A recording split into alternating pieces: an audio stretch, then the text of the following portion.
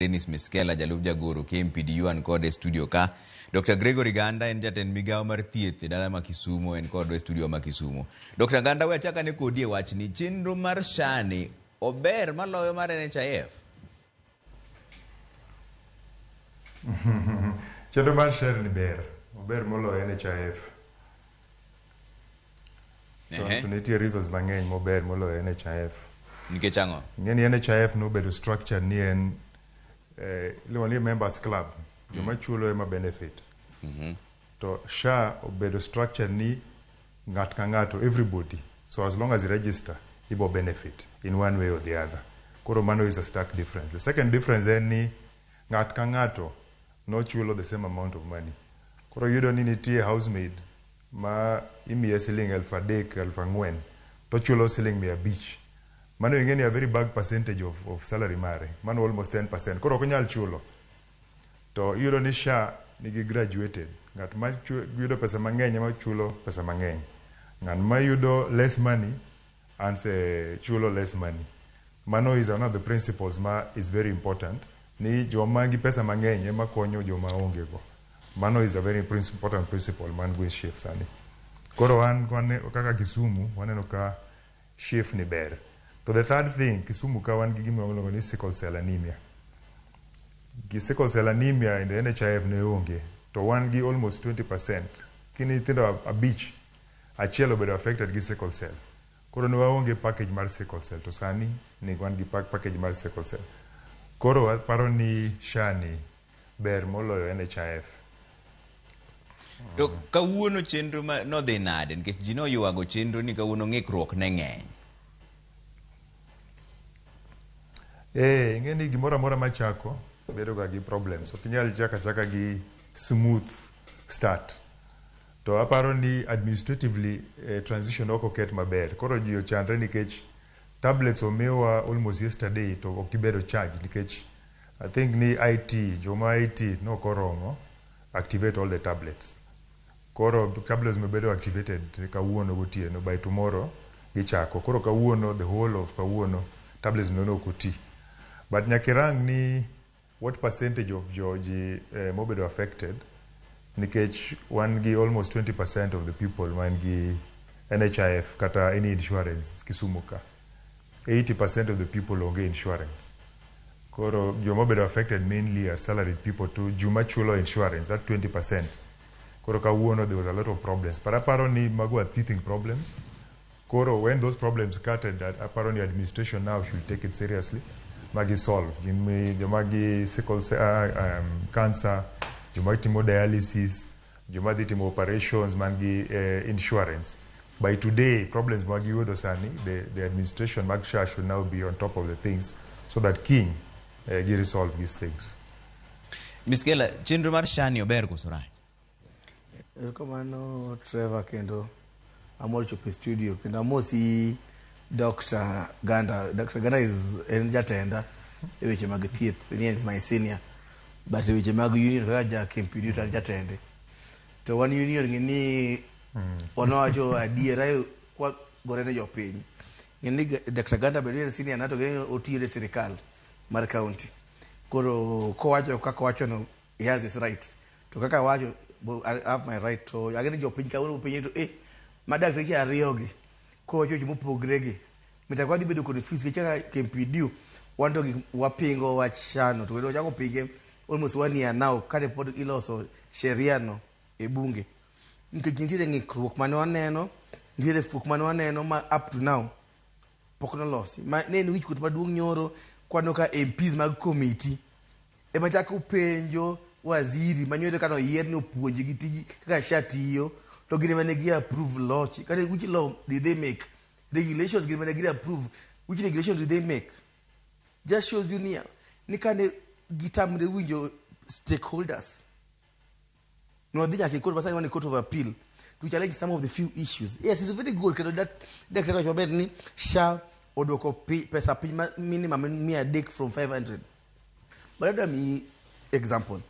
Already kwa chako safari mar weche mag thieth piny ka wachako gi weche mag tin kuaminiana kumadiera. Get that? Wachako kwa yie gi sirikal NHIF bende nigi corruption. So ngani biro ni ninga ndire mtokni ariyo ndire ji ariyo e stage kai.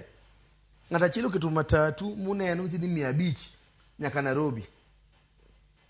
To njeng moro ka bibiro ni kai ni endo mi 300 nyaka Nairobi kata gari pokineno.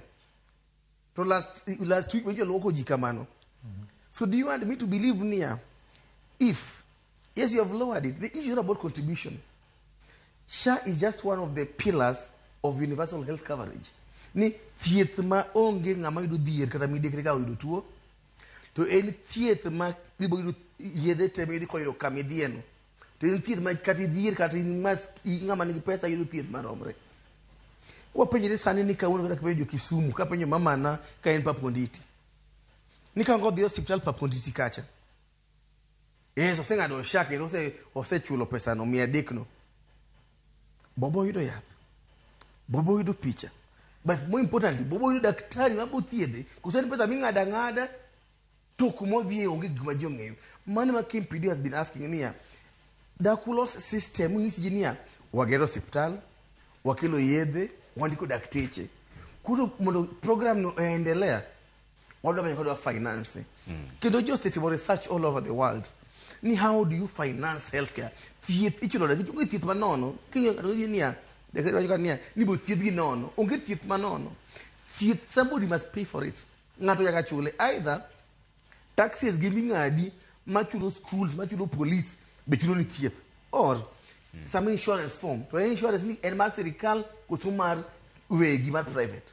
In this case, how are we financing our healthcare system? Makosa maduma timo mokuongo nigi kao temo kopi kugikmete mepenya makaka jongere wazunge ma 80-90% of people nigi osara madue kadue ingado to finance healthcare. In this case Kenya ka over 80% onge msara elija wakali mama mboga juma onge teach ibo ngado pesa na denyo no penji bunge ni how will you make that mama mboga contribute? They couldn't answer. So 20% of jomani gyo sarani doti msigo mar piny mangima.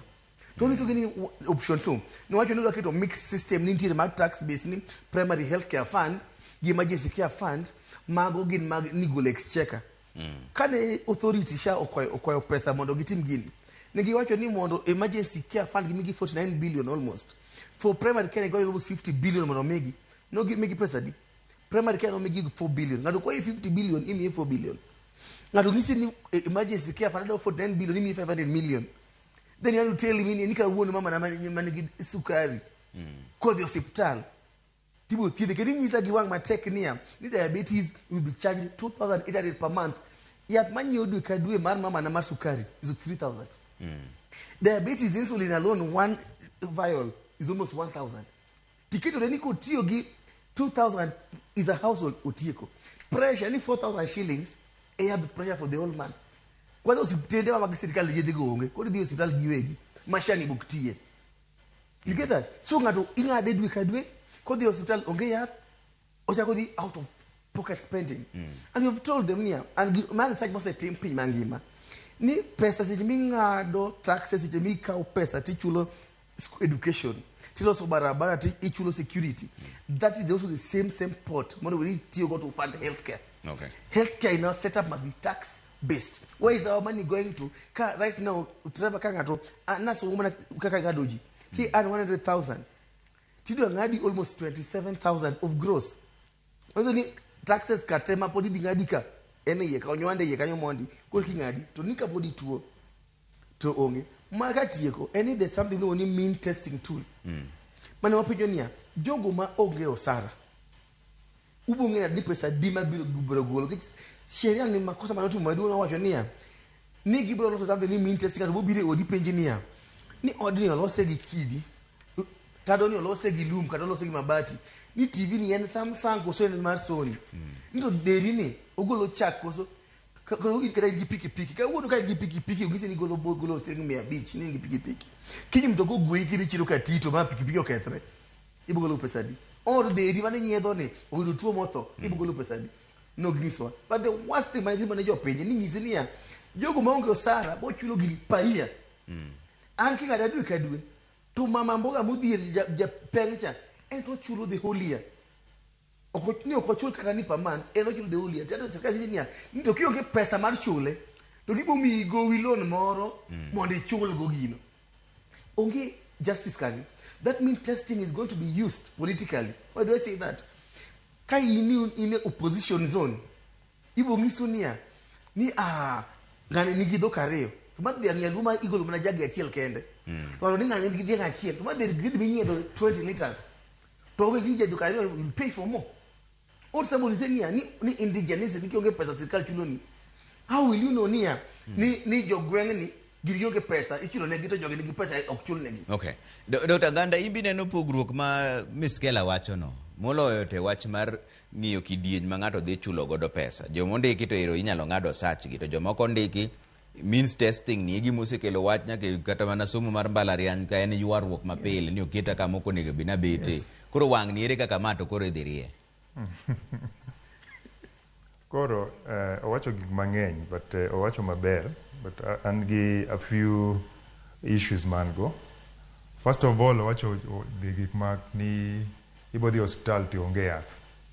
To dwa ni mano should get fixed kapok wachako any insurance scheme. To ing'e ni mano miwacho ni the chicken, which one comes first, the chicken or the eggs? Koro nyakirang ni before you buy medicine, kidwa nyiewo yath, nyaka iyud gi pesa. That you pay taxes. To kien gi pesa no tinyiewo yath, tiuso yedhego tiyudo pesa. So which one comes first? Yath kose pesa? Koro sani joma complain sana gin joma man gi msara, the people who are salary, nikech gin ing'ado gi from the beginning. To joma ing'ado sani, when they go to those facilities onge yath. So there is no difference sani to before. Nothing has changed. Nikech pod ing'adi msachi, pod pesa ni dhi some insurance, nikech before ji pesa no dhi NHIF. But majority of people, nikech in gi ming'adi msara, in gi choice. In the private hospital moro, sana jomage public servants, in gi choice ma the private hospitals to get. But nichie joma onge pesa no, the poor, the indigents, the 80%. Kwa wacho ni 80% of the Kenyans do not have that insurance. Again, kai the hospital to onge yath, they are finished. So how do we make sure ni jogi ko the hospital they are not finished? There should be medicine inside there. Problem en for stelegi all those people have their facility in charges. To facility in charges, so how do they get money to buy medicine? Because SHA is not managing hospitals. Magoa is a totally different ballgame. One give facility managers, one give county government which owns the hospital. So SHA is an insurance. Gichulo when you go to get services. Kidi kamoro to yudo services, gichulo. Koki yudo services, inyalo di kumora mora to gichulo. So it is up to the hospitals to make sure an incubator is stocked so that they get the payment. Because SHA will work both in private and public hospitals, so long as in a primary care network. Koro then, it means we have to separate these two issues between financing and the second one. So the second thing, mawacho ni pesa momi primary healthcare fund team. And sani an waziri mar Kisumu. One gi bill mar almost 600 million mar nyiewo yath. To pesa mantie budget en almost 300 million shillings. Koro one gi budget deficit. Manyiso ni whatever we do, okwanyal bedo gi yedhe go te. We will have half of those medicines, the other half are not going to be there. To ma pesa mimiwa from the exchequer, ma waonge go sani. So even if you gave me 100 million shillings more, it is better than 0 shillings. Koro nyaka wachak kamoro, we must start from somewhere and say we are financing the primary healthcare system. Tomano is where the jinx of the matter, because UHC is not those big things, mo wuoyo. UHC chako gi primary healthcare. Kokinyal fund the primary healthcare, then okinyal achieve UHC. Nikech you will be chasing after advanced diseases. Ni in stage 4 cancer, duaro 1.6 million. So you should have discovered this thing, sama duaro 5,000 to treat that pre-cancer. Koro, the primary healthcare is tax funded. So whatever amount of money will be better than wherever we are right now. So Mano is a step forward. Secondly, one give him chronic illness fund. To one kaka Kisumu, one give him sickle cell, which is a very bad disease. Okay, a bad disease. Many people live with it, but jionge pesa mar chulo yede from time to time. Awinjo ko wacho ni diabetes very expensive. Wan gi program mano seme sani. Ma watiyo gi almost 1,300 shillings per person per month for diabetes and hypertension. Mano is the average expenditure. Nikech sama idhi timo gigi in large scale, the costs come down. Koro ken ni everybody, but at least an average figure that will take care of the majority. Mano is what social health is all about. Majority are going to be taken care of. To owacho gimoro liluongo ni means testing. Wan wachako maro almost 3 years ago. To one of the problems we want to go, ni yudo ni these people, wabongeo ni ngani is an indigent, to ngani was not an indigent. Nyakibed gi method. Kata orach, you must have a method. To onge method mabiro 100%. Koro nyakiti gi maths. Wan warango ni kidake ot mababati, maonge is a mud thatched walls, floor mari is mud, to yonge cho, mano is a poor person. Mano is a criteria. But there must be a criteria to identify ningani is a poor man. Bang mano, there must be a criteria to identify ningani bo chulo this amount of money, niko chene onge pesa kabisa. To ngani nigi pesa, you will pay a big amount of money. Koro, there must be something on the table. To jogyo come up with something called means test. One more pokwa tiogo, nyaka you apply it. The first time no tiogo gino marwa, we failed. Boy, go back to the drawing board, we come up with a new formula. Formula ni watero nyaka sub-county ward committees, they analyze ni gig joge ma ni most likely don't have money. Analyze mi unyiswa, ni joge are actually people who are poor. Koro, it is a method. Koro, we must embrace ni, there must be a method that will be used. And the only way ni method ni tiyo is we must test it. Watkete population, wa complain ni gini, ni watiogo, to it cheated us. Next year we are still alive. Gini okena 1 year thing. Social health insurance and insurance takes 5 years, 10 years for it to mature. Rwanda nyoka almost 8 years. Ghana took 10 years. One wachako sani. One in Kisumu Maro, 1 get 3 years. We are still very young. Koro, let us start. Start. Then you deal with the problems as they come. Okay. Thank you. But here the problem, ma angogi that idea ni chaka will be problem later. Watch fiat watching madano can watch kanya timu cha school makono woyo bono school go se fail. Watch fiat can barabara ko kretre kini ibo ido pigi di hospital. Watch fiat ni mama madu akonye de ko do konye kusano otto nyati otto. It's not about chaka as you get that. One, that's the first important thing. You must get it right. Secondly, jiyose wacho mathoth ni onge araka onge maketre. Kanyi mano ndikini nyaka ne NHIF no rumo ka wuono mani shanya ngari no fast. Wane pinyiru muka wuono makata mashi to ti kata blezo kubedo chai na kalo chaka mnaka wuono. No. No we kama ketre. South Africa began this thing almost in 2002. Up to now they're still working that journey. To ni Kenya kai no kila maina riklima orinko de parliament ugole parliament utire kyakanye itena jishanga to more ingre gizi jutini yiriembe we teach hand over what system and NHF which has worked for 57 years they don't teach anymore. They still want a new system, what 1.4 billion. Yeah, what we have considered is said, and what I like that Kisumu is doing their part, and I can tell you that Dr. Ganda can only assure Kenyans, not Timo Kamil Kisumu. Can you speak of that in Siaya, in Tarakanipi? Because another we can about Kenya mzima.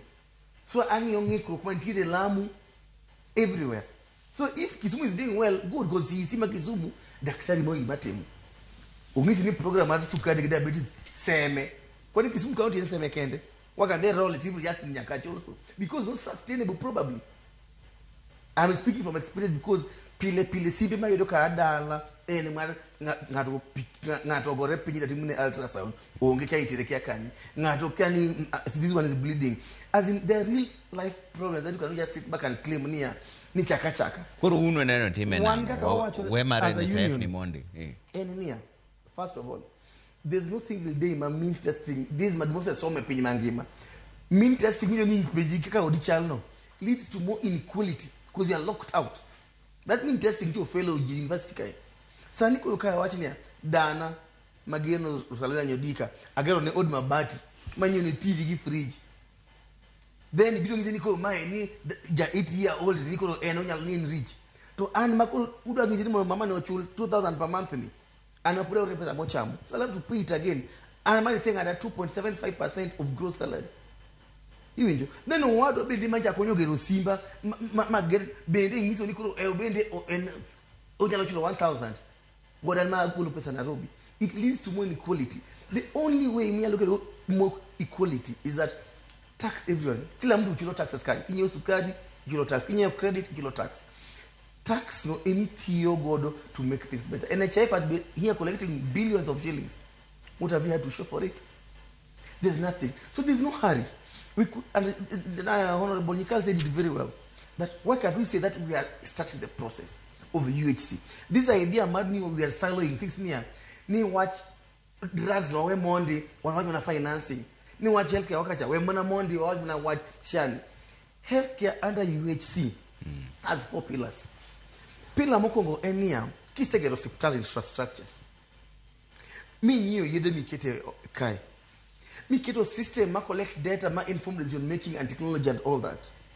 You finally get a healthcare worker, ma work around Goloya Bicha, ma get to get the only thing ma get to do only katuo, Tayudo theatre. I don't care whether SHA, she get that. Then so how do you then finance all this? That's the key thing. So Kenyal Nisa ni watch SHA. To forget any person made around either the Timogango. How have you made sure any kagolo person any? Because their families might go to as the last resort. Only the money regular income in most of these places. Thing around any pile who na boido me a beach per month. This is the way they got nothing. Then what do you make this poor person pay for it the whole year? And how frequently will you do this means testing? Manyalo ngimano. So the worst of all, look at the system. Manage you can already register. Kidu go get. To system, you can't even delete it. Anything. The opacity, give me your asking you, we are not really bad people. Jokenya ma you are going to shine actually, or give you for. Go to money, Mudo Muketni, get some smoke screen, make open your questions. Kakama waziri, market, when you not answer basic questions, can you pay Genoro? MPs Manoka Sharia cannot even explain to their constituents how it works. As a doctor, I don't know how the thing works. Thing is in here, ni chaka. Let us get it right. And if you get it right the first time, it will work. Let us look at where the gap. The biggest challenges in NHIF was corruption. There's an EACC report which was given on NHIF. NHIF could just say, could sort out corruption, leakages, administrative costs now are very high. NHIF was perfect. Because that was one of the legacy projects for Uhuru Kenyatta. What was wrong with the NHIF? Manyaka ni wita with NHIF kilo shani. O dika wono kikaine otuloka to lodonje out. Iwa ngo odimondo get out manyen. No, ima youthful to le miriembo. Who can do corruption in NHIF? Then get the corrupt people out. Don't ban NHIF. Okay. Nganda penjo mare miskela penjo no bema neno ka Fred Osuru ka ni dandora penjo kaindi. Wachni Ramogi imore Trevor. Mosna dakteche man kanyo. Penjo gini ni en ber mane ma iwacho ni nitiere SHA to pek mane ma sirikal no neno mok nyal bero godo NHIF.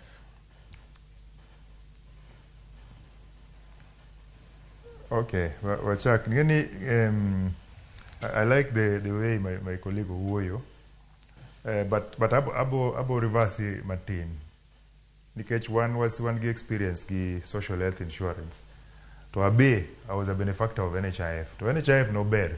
For me as a worker, it was fantastic. The private Nadi Agakan, Nitinda was a team operation, no problem. Abe Asebedo admitted, no problem. You walk in and walk out.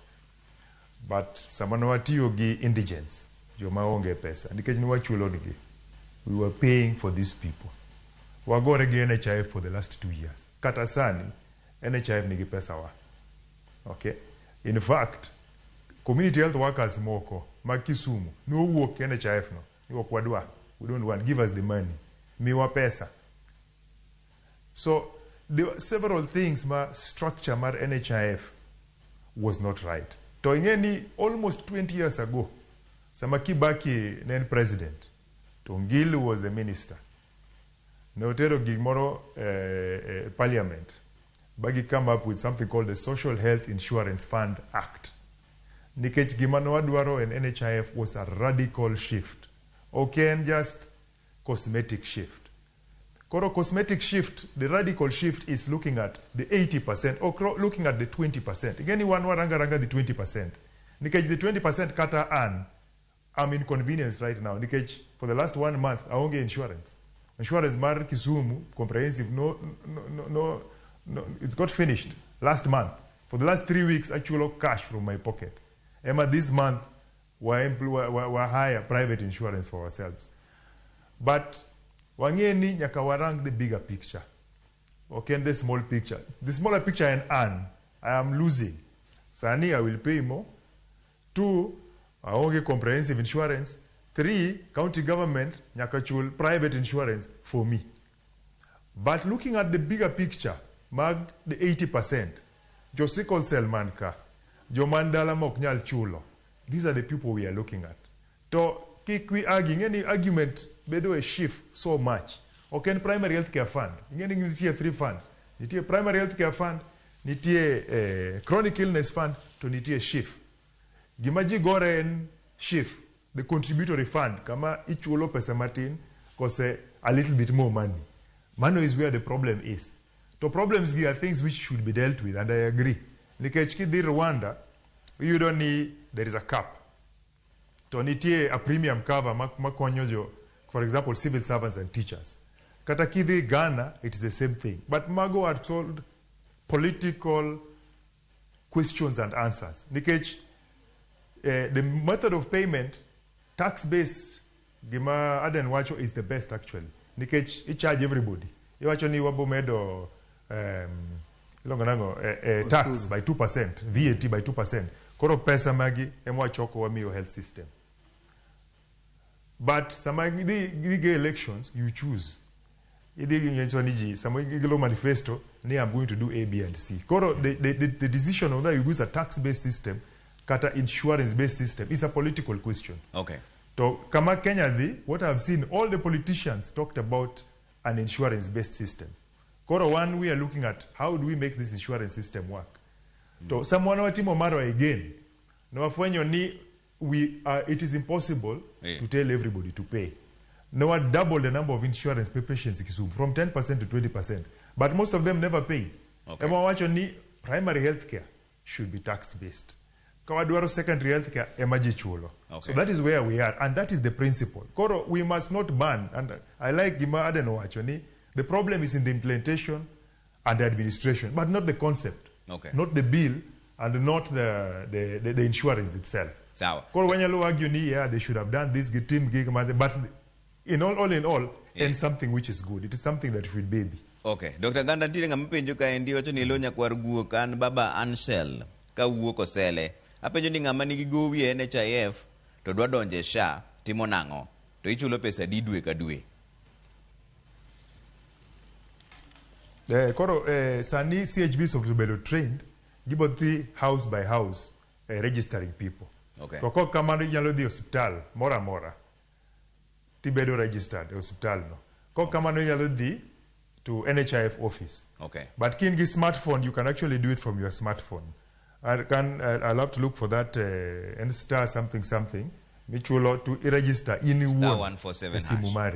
Okay. Koro kisa register star 147 hash, yeah. Kisa donje star 147 hash to register yourself. Okay. Then you will move into SHA. Ero kamano. Miskela wach mugik. Sakoro mao angwa. Wanachoni gimechuno na ji. Ma kineno the initial draft law manolos bill manwatiri court. No wachi niko kichulo pesa shift no. To ni oknya ido any government service. To ija kenya lichulo usuru.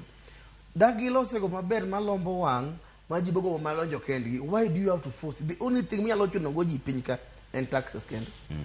Anything else where an eber majok manie ye neno monda join. Yes. Okay. Ko gitemlo se okni ni za nikito gisigana mari jalo di chuma sero nyako ni yabuti ri America matidi kanyi kata passport ongego.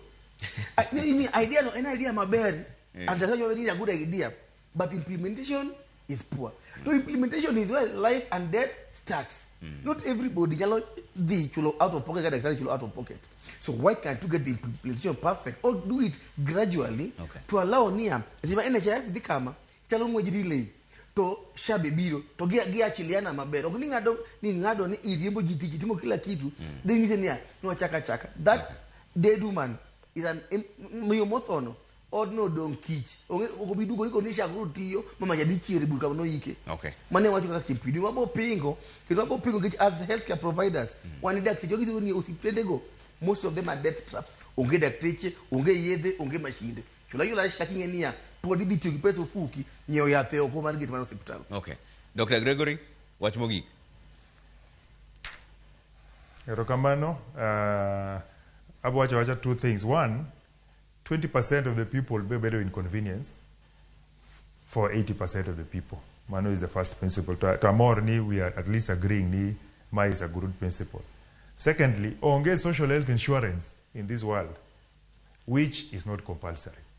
So in fact, gima koto golo compulsory no is a big problem. Nikech kata Kisumu, we almost try to make it compulsory. Kidwan in kama social health insurance, ji wacho Rwanda. Rwanda timo maber, Rwanda, they have drones. Why is Rwanda succeeding with over 90% social health insurance? They're stealing it. Nikech it is compulsory. Koro social health insurance, if you don't make it compulsory, how will you make people pay? Gima wacho ni 20% will pay for the rest of the people. It's because they are not compelled to pay. Koro initiyo juakali, you do your little money and you don't want to pay. Why should you pay? Okay. Idi ade hospital ki onge pesa, tiwacho ni aonge pesa. Waive me. So how will the facility survive without that money? The facility needs that money. To wacho maber ni the facility needs money to survive. That money must come from somewhere. Okay. And that money must come from the taxpayer. Okay. And it has to be compulsory for that thing to work. Otherwise, Rwanda tiyo maber gech onge kuo. Okay. Kineo kaka shift no lose ni nyaka pesa maji goli ufukoni ni private company ema di manage pesa no ni claims is from a private company mando kuo. Ai, wabro gomba kama kuo mando bangi ndaka bokupate ndo kama. Ah, sawa. Ndio kama daktari. Dr. Dennis Miskela jalupja goro KMPD. Rekomano. Migao mar thieth Kisumu. Erokamano nyako mewasechi umane kama weche no mar duol. Erokamano nyako mkete Ramogi TV kama en nyinga kaka pile. En Trevor Ombija. Chandingo panga jonyakach deno Ombija tai. Nyakuar guok kocha pesa. Sadek dadi cool bro biro ka. Ikidi mabora ina.